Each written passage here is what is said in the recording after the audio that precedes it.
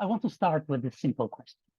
Why dedicate a PhD dissertation to the history of opium in the early modern period? Well, this is a long story, but let's start to tell you something. Although opium today is back in the news as a result of the so-called opioid epidemic, so the abuse of synthetic drugs whose effects are mediated by the same specific receptors in the nervous system on which opium alkaloids act, that are known as the opioid receptors, resulting in hundreds of thousands of deaths only in the US in the last years.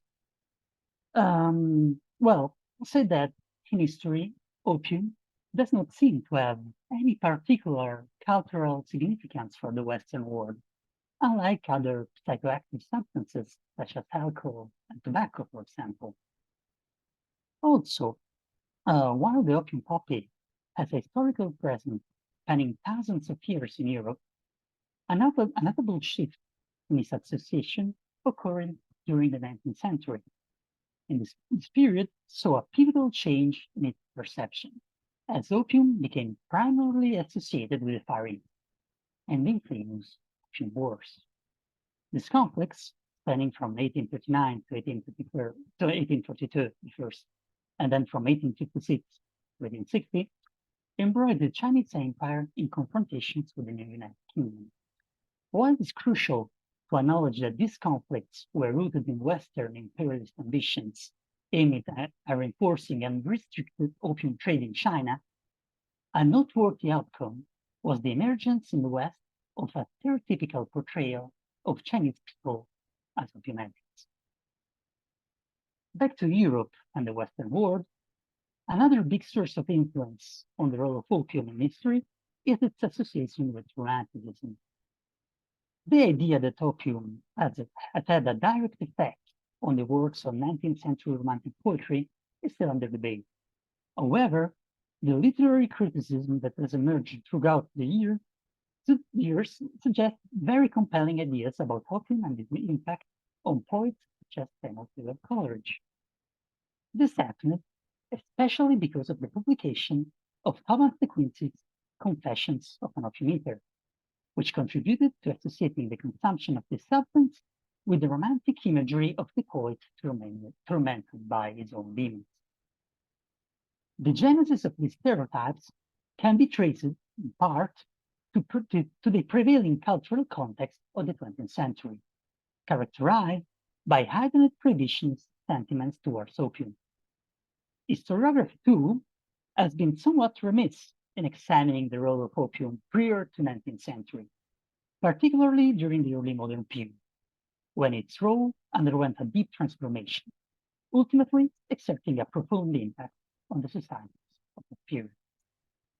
That's why, in my doctoral dissertation, I tried to find clues, signs, and traces, often hidden in the folds of detailed somewhat medical preparations, in order to reconstruct the cultural context and the complex relationship between human beings and the use of opium. Now, just a moment to understand better what we're talking about. The Papaver somniferum, commonly known as the opium poppy, is a plant belonging to the rich family of the Papaveraceae. Morphologically, it has a soft, long stem that can grow to more than a meter, while the numerous leaves surround the flower, which can be up to 18 centimeters in diameter. The fruit, often known as capsule, is usually round and carries the numerous seeds, which contain no alkaloids and are frequently consumed as a food. The actual opium is a latex characterized by the presence of alkaloids such as thebaine, morphine, codeine, papaverine, and noscapine, and is obtained by cutting the capsule while it's still immature, as you can see on the image on the right of your screen. When exposed to air, the latex clumps into a dark-colored material with a strong and characteristic odor. And that's the opium we're talking about. Said that, the opium poppy was one of the oldest plants domesticated by humans. Although the debate on precise dating is still open, and I don't want to delve into that because I assure you it's really complex and hard to follow. As you can see in this slide, recent archaeobotanical studies showed its presence in Europe more than 6,000 years ago. Even if we have to say that the absence of morphological criteria to distinguish the seeds of the wild and domesticated forms prevents the documentation of their respective historical and geographical occurrences and the process of opium domestication as a whole. Beyond precise dating, we know that in the late Bronze Age, perhaps because of its hypnotic qualities, symbolic meanings were attributed to the plant in the context of religious and possibly ritual functions that lasted from the Minoan civilization to the Roman imperial period. Iconographic symbolic religious representations of the poppy are found as early as the Mycenaean era, and here you can spot the poppy capsule on the top of this goddess-forming tree, and dated in between 14th and 11th centuries before Christ. However, the first written sources on the use of the derivatives of the opium poppy only date back to the 5th century before Christ, when the opium poppy is mentioned by Thucydides in the Peloponnesian Wars, and especially in the Hippocratic Corpus. It is precisely in the collection of the medical works traditionally attributed to Hippocrates, more or less 5th century before Christ, that the first certain reference to the therapeutic use of the opium poppy are found. As we have seen, opium poppy preparations accompanied mankind even before the birth of city-states, kingdoms, and empires. However, it was only after the theoretical systematization carried out in the Greco-Roman world that its medical usage was regulated by precise norms, aimed above all at mitigating danger. To truly grasp the complexity of opium's role in early modern Europe, we must begin by examining its evolution within the framework of ancient authors' classification of medicinal plants. These ancient voices played a pivotal role in shaping medical theory and practice across Europe, enduring its influence until at least the 17th century.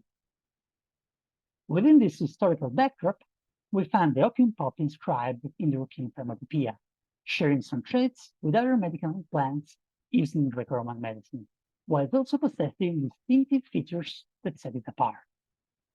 Opium had a rather enigmatic status for an extended period, a reflection of its dual nature as a potent narcotic and analgesic, as well as a dangerous poison. As a result, physicians throughout antiquity engaged in ongoing discussions about opium's properties and meticulously regulated its administration method. Dioscorides Pedanius is probably the ancient author who most enhanced the reputation of pharmacy, the art of mixing and preparing medicines, now considered a fundamental part of the ars medica. To comprehend Dioscorides' perspective on opium poppy derivatives, it's essential to consider the placement within his work, known as the Materia Medica. In the preface, Dioscorides conveys a deliberate decision not to arrange drug in simple alphabetical order. Instead, he opts for a unique organizational approach, one that aligns the properties of the plants that are similar to each other, and seeks to use a different arrangement in describing the pharmacological classes according to the properties of the individual drugs. In essence, Dioscorides aspired to implicitly establish categories of drugs based on their shared properties. In the fourth book of his work, Dioscorides introduces opium poppy derivatives. Here, she unifies these plants by their association with poison.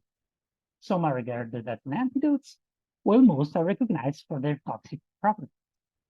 Notably, the numbing and sedative effects induced by these toxic substances were considered to possess healing properties, capable of providing analgesic and restorative benefit.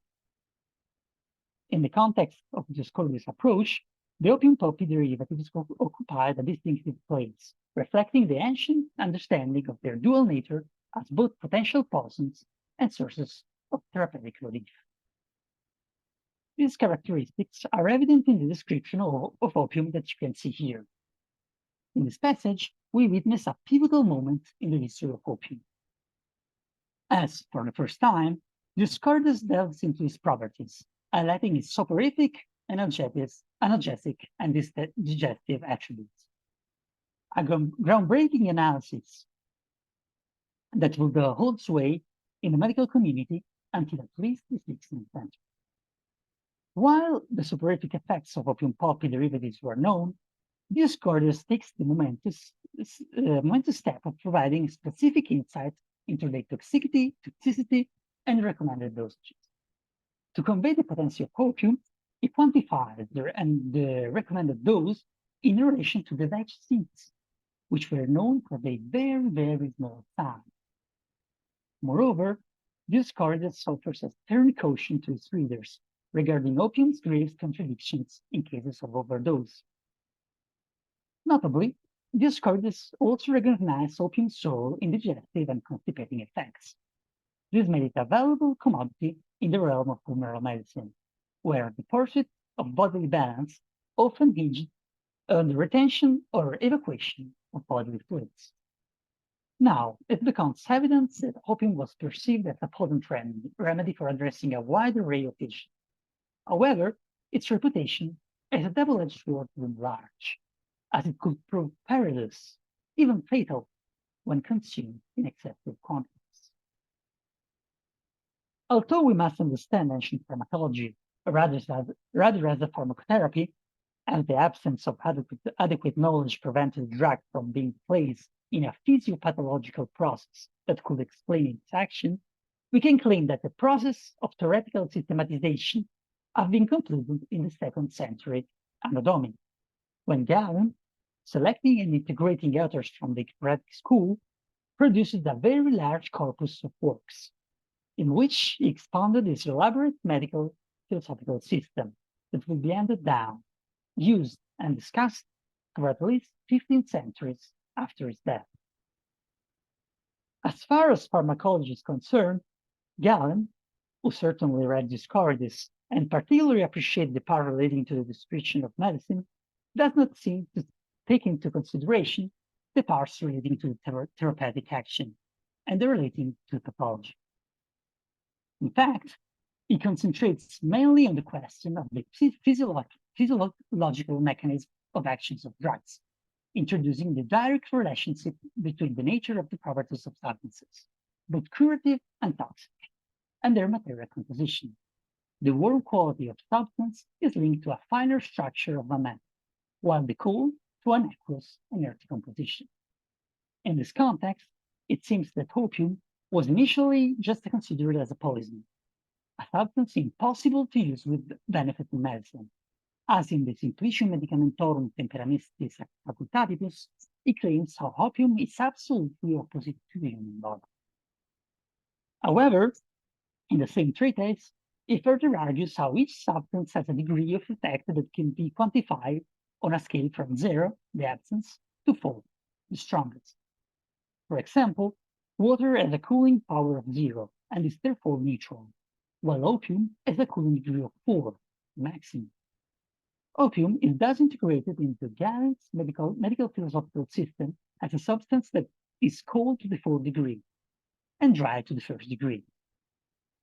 The strong refrigerating power produces the stupor, a condition we now define as the lack of critical cognitive function, combined with a level of consciousness in which the patient is unable to respond to the most basic stimuli. From a theoretical point of view, the role of opium poppy derivative is stabilized. Qualitatively, they are attributed as strongly cooling and weakly dissipating action, thus justifying their application as a narcotic and analgesic medicine. A further aspect of the systematization process of the Greco-Roman pharmacology concerns the use of the so-called compounded medicines, or alexipharmaca. Although the composition of recipes with several ingredients have been a known practice for several centuries, it was Galen who established that some substances were able to exert a curative action only if mixed with other ingredients to balance their qualities. Indeed, in order to balance the potency of opium, Galen recommends mitigating it with something that is considered qualitatively warm, such as castoreum, a substance produced by the glands of the beaver, and viper's flesh. Among compound medicines, the most successful was undoubtedly teriac, an electorate composed of more than 60 ingredients, to which miraculous properties were attributed, and which was still being sold in Europe in the 19th century. Galen reports how the original recipe, attributed to the legendary king of Pontus, Mithridat, already includes opium, and how Andromachus had considerably increased the dose of opium. The problem with these compounded medicines, however, was that not only they were very complex to prepare, often including more than 60 or 70 ingredients, some of them also were very exotic and hard to find, but that they were also very expensive and only accessible to a small part of the population. Also, since on the basis of the principle of the tota substantia, teriac was considered a completely different medicine from opium, which in the compendia drawn up by the authors of late antiquity will be remembered almost only for its danger. In the aftermath of the fall of the Roman Empire and the turbulent centuries that ensued in Europe, we witness a process of consolidation and crystallization of existing knowledge, marking a departure from the vigorous exploration that characterized the endeavors of revered figures like Hippocrates and Galen. Consequently, during the Middle Ages, the use of opium remained largely requested for the gravest of cases when no alternative remedies were available. However, as we enter the 16th century, in Europe, the landscape of knowledge about the opium poppy and its derivatives underwent a significant shift. The primary sources of information on this subject became herbals, comprehensive works brimming with insights into the medicinal application and potent potential hazards of various plants. While herbals had been in existence since the Middle Ages, the advent of movable type printing greatly accelerated their dissemination. This accessibility revolutionized medical knowledge, which, especially in the field of pharmacology, heavily relied on plant-based medicines. What also made herbals particularly influential was their publication in the vernacular language. This, coupled with their user-friendly and practical nature, resulted in the widespread popularity. They were not solely the domain of the affluent and of the university students. They found avid readership even among the less educated segments of society. Thus, herbals played a pivotal role in reshaping the understanding and utilization of substances like opium during this transformative period in European history. One such influential figure in the realm of the early modern medical botany was the Italian physician Pietro Mattioli. His main work, known as I Discorsi on Dioscorides Materia Medica, was first published in Venice in 1544. Remarkably, this work underwent no fewer than 13 additional editions during his lifetime. Many of these editions were adorned with meticulous illustration, a feature introduced from the third edition onwards. Moreover, Mattioli's work found its way into numerous translations, spreading its influence to the realms of French, German, Bohemian, and Latin-speaking audiences. In Mattioli's description of the domestic poppy, illustrated from the 1550 edition onward, it is evident that this is referring to the Pavallar somnifera. Here, he provides a translation of Dioscorides' description, while also incorporating Galen's cautionary note to exercise great care in its usage. However, what sets Mattioli apart from earlier authors is his integration of insights drawn from his personal experience as a practical physician. He candidly admits how his medical practice had liberated him for a certain apprehension stemming from the practice of some physicians who had administered poppy milk, opium. While Mattioli does not explicitly cite Galen authority, his implication is significant. It foreshadows a growing trend toward the more liberal administration of opiates. Mattioli goes also a step farther by challenging the conventional property of opium, which all ancient authors had always classified as refrigerant. This departure from established theories marked a notable shift in the understanding and usage of opium during this period. As Mattioli makes this very bold point and completely overturns the qualitative humoral theory of opium. In this description, which you can read here, Mattioli astutely observes a significant inconsistency in the prevailing belief that opium possessed cooling property. This quality had been unanimously attributed to opium. And Galen, even if Galen, while not explicitly elucidating how to detect this cooling quality, had provided a framework for deducing the quality of a substance based on its state. According to him, bitterness was associated with heat, sourness with dryness, and sweetness with moisture. However, the case of opium, with its bitter taste and strong acrid odor, presented a paradox, as bitterness was typically indicated of a heating quality. Further complicating matters, Mattioli notes that opium, well done in the mouth, had a curious effect of blistering the tongue, an action commonly linked to acute heat. These observations led Mattioli to conclude that opium's qualities were not in line with the cooling property typically attributed to it. He recognized that opium exhibited a high degree of heat, possibly even reaching the highest degree on the heat scale. However, Mattioli, seemingly aware of the profound theoretical implication of his observation, chose to not delve further into this contradiction. Instead, he deferred to the judgment of those who had examined opium temperaments before him. He acknowledged the disparity between his findings and the prevailing beliefs of his fellow physicians, but refrained from offering a definitive stance. Mattioli's careful approach in deferring to the expertise of his predecessors reflects the cautious and often differential nature of the scientific discourse during this period, where challenging established beliefs could be met with resistance and controversy. His observations, nonetheless, hint at evolving understanding of opium's properties and the complex interplay between empirical evidence and established theories in the field of early modern medicine. A further important source of information on the use of opiates and psychotropic substances in general in the period from the 16th to the 17th century that contributed to making opium use more liberal is the so-called medical travel literature. Doctors and learned men who traveled to the non-European countries provided us with a rich and detailed description of alternative uses of opium and show how in those places intoxication by drugs was understood very differently than in Europe.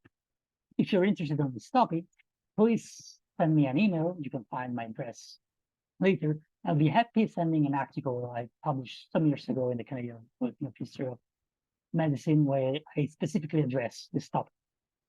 Here you can see a list of works where actually opium consumption among the Middle Eastern and North African people is treated. Even authors, as you can see, who dealt with countries where there was no opium poppy, such as Nicolas Monaltes, relied on the comparison with the Middle Eastern practice of opium taking to describe similar local practice, such as tobacco smoking. The first source referring to a different use of opium by non-European is the report of French botanist Pierre Bellon, who traveled to the Middle East and wrote about his impressions in his Observations in 1554. Bellon dedicated an entire chapter of his work to the peculiar Turkish habit of opium consumption. His written reflections display the classic Renaissance attitude for describing the singularité et choses mémorables, so singularities and memorable things, indicating that the work was intended for a learned European audience. Bellon provided what was a rather exoticized account of the Turkish custom of opium preparation and consumption, but framed this description in a cultural context that allowed readers to make sense of this practice as a logical and valid form of consumption. Bellon immediately emphasized an important difference with the Christian West, pointing out that the Turks saw the fields of wet poppy as we saw wet. Then goes on to inform his reader of the incredible spread of opium poppy that permeated all aspects of Turkish society. With this premise, clearly aimed at showing the centrality of opium in Turkish society, Bellon introduced one of the nodal points of his report, namely the memorable thing that could have impressed his audience: the enormous amount of opium that a man could ingest without complications. In this case, he didn't limit himself to reporting what he had heard from others, but related that he had found a janissary willing to ingest half a dram of opium when it's present, and found that he had manifested no adverse consequences. The experiment continued the next day with the administration of a full dram of opium, surprisingly with the only effect of causing a condition akin to drunkenness. At this point, it is interesting to note that the psychotropic state induced by opium alkaloids, due to the lack of a technical vocabulary, has very often, by analogy, been compared to the state of confusion and intoxication caused by the well-known effect of alcohol abuse. Bellon reinforces this analogy, setting the Turkish habit of using as an insults such as "you have eaten opium," in the same way as Europeans would say "you're drunk," and emphasizing once again the role of opium as the main recreational drug in the Levantine culture. Another important work in this context is the Medicina Egyptorum by Italian physician Prospero Alpini, who lived in Egypt for some years and described the medicines and medical practices he observed. In his imaginary conversation with his former teacher at the University of Padua, Guilandino, Alpino provides us with very interesting insights into the use of opium by the Egyptians and the reasons for its spread. In the chapter dedicated to altering medicines, he explained that the Egyptians make frequent use of opium, and that they have been used to it for so long that some of them even dare to eat 3 grams. To Guilandino's extension that this amount of opium would have poisoned and killed anyone, Alpino responds by appealing to the phenomenon we now call tolerance, meaning that anyone who took a small amount of poison every day would have developed their own immunity to it. The works of Bellon, Alpino, as well as the others I mentioned before, the Ordam and Martyrs, which report similar statements, by the way, were translated into Latin by Charles de Reclus, better known as Carolus Clusius, in his Exoticorum Libri-Decim in 1605, which was a great success and helped to spread this alternative knowledge about opium and its effects in Europe. The evidence presented here underscores a significant shift in European understanding and utilization of opium by the latter half of the 16th century. Medical treatises addressing the foreign use of opium ushered in new practice surrounding the use of opiates. This influx of knowledge from diverse sources, combined with factors like market supplies and favorable pricing, played a pivotal role in reshaping subsequent practice and theories concerning opium's effects in Europe. Beyond the varying perspectives of physicians, the observation of how opium was consumed in the East had a deep impact. It heightened awareness of opium's effect and kindled a fresh interest among European intellectuals who hungered for additional insights. Even as the 17th century progressed, curiosity about opium's enigmatic effects remained widespread, and debates regarding the underlying causes of these effects continued to thrive. This enduring interest found expression in various avenues, including a notable appeal published in the Philosophical Transaction of the Royal Societies in 1665. This publication reflected the English scientific community fervent desire to delve deeper into the connection between the Turks and opium. In essence, the evolving knowledge and perspectives surrounding opium during this period demonstrate the dynamic interplay between cultural exchange, empirical observation, and scientific inquiry. It showcases how European understanding of opium was continually evolving and adapting to new information and influences from around the world. Now, if these accounts of an alternative and more liberal use of opium were firmly rooted in the Galenic framework, the emergence of a new medical doctrine known as theatrochemistry heralded a paradigm shift. This doctrine aimed to fuse medicine and chemistry, challenging the visibilist conception of the time. One of the most prominent figures championing this new medical tradition was Paracelsus. Paracelsus, of course, a very controversial intellectual of the Renaissance, vehemently opposed to the genetic theories of the university. And his innovative approach earned him criticism, especially for his use of substances considered toxic as therapeutic agents. In defense of these unconventional methods, Paracelsus invoked the Hippocratic principle, sola dosit facit venenum, suggesting that any substance could act as a poison depending on its dosage. He also regarded traditional pharmacology as a foreign science, developed in distant times and places such as Greece and Arabia, and therefore deemed it irrelevant in 16th century Europe. As we should see, its context for Galen will lead him to adopt a completely different stance of the danger of opium as well. In his first book of Natural Things, he extolled the virtues of substances capable of inducing sleep while alleviating pain. And he emphasized that every physician aspired to possess a substance with the ability to reveal all forms of pain and extinguishing internal heat.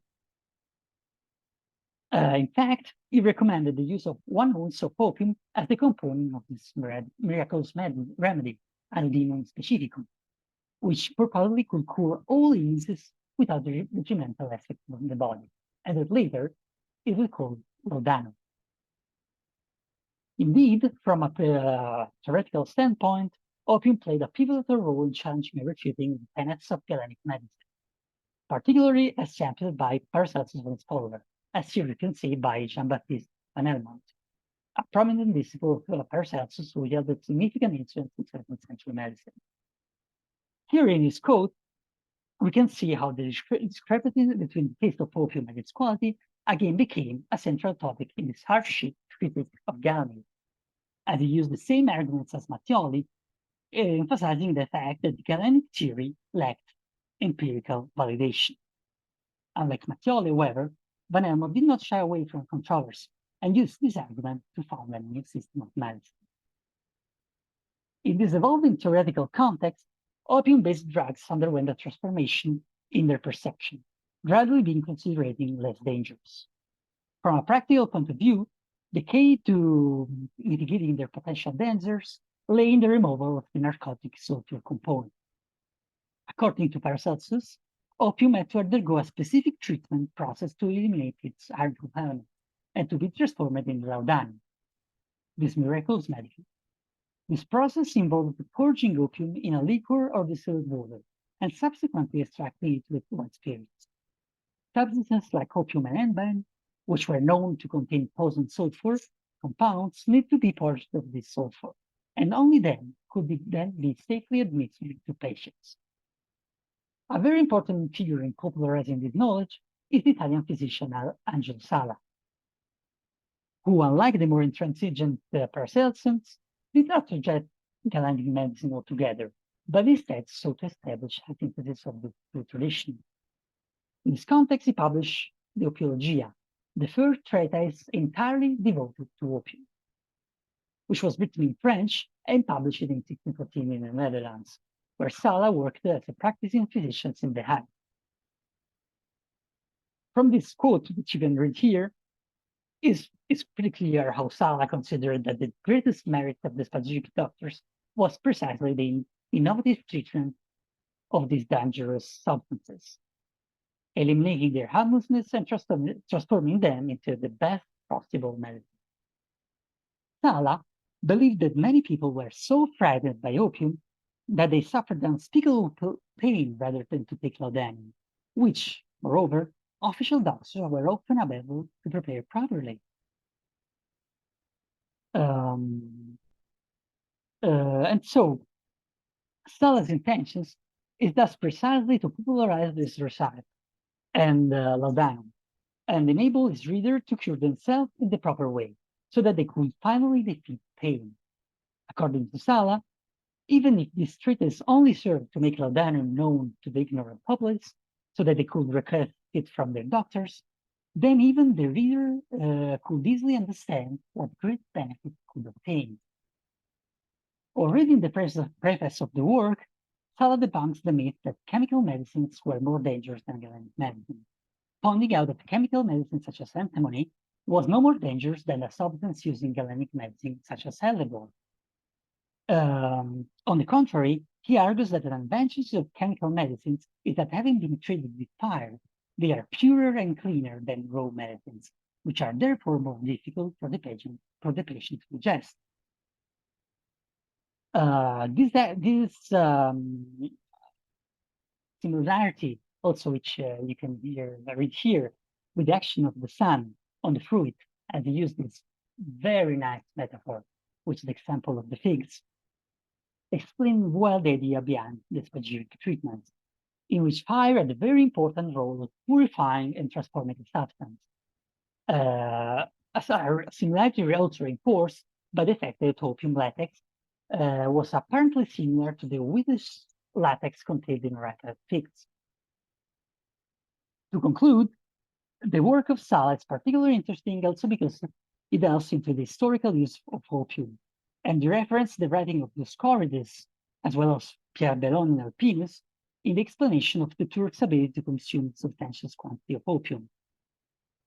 This concept is also reminiscent of the parallel process observed with tobacco during his lifetime.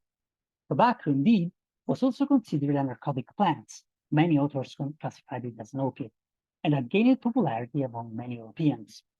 Over time, users are gradually acclimated to its altering effect through consistent use. And therefore, Sala considers opium to be a substance with innumerable curative properties, useful to counter many ailments, and therefore advises using it without any particular fear, but simply administering it judiciously and discreetly like all other men. Now, here, and with this I conclude, you can see in this table that I brought by the quotes how we can, this reflects the imports at the port of London in the late 16th and early 17th century. And we can see how the import of Theriac abruptly stopped right when Sala, for example, published his works, and when electrochemistry became more popular in England, so that raw opium instead start to raise from nothing. This means that now there was a huge demand of raw opium to be treated chemically, while the complex galenic composite medicine stopped to be imported. Also, here there is some, I would say, fun quotes by some of the most prominent men of science of 17th century England, who clearly advocated for a huge use of opium in medicine. Here you can see Francis Bacon, as well, of course, as Robert Boyle, who was an enthusiast consumer and producer of laudanum. As in his laboratory, it seemed that he produced opium himself. And here we have, of course, Thomas Willis, who devoted a huge chapter of his work, Rationalis, to the role of opium, and especially to quote Thomas Sydenham, who had the merit of popularize more of any other laudanum. His laudanum, you can see, was sold until early 20th century, I would say, and he had a huge success. Really, it was a present remedy used every time, and really a lot of also prominent characters of the 19th century were they're a consumer of this drug. We can think of, for example, German Chancellor Bismarck or British Prime Minister Goldson, who heavily relied on this medicament. And so with that, I conclude my presentation. Thank you all, and hope you enjoyed.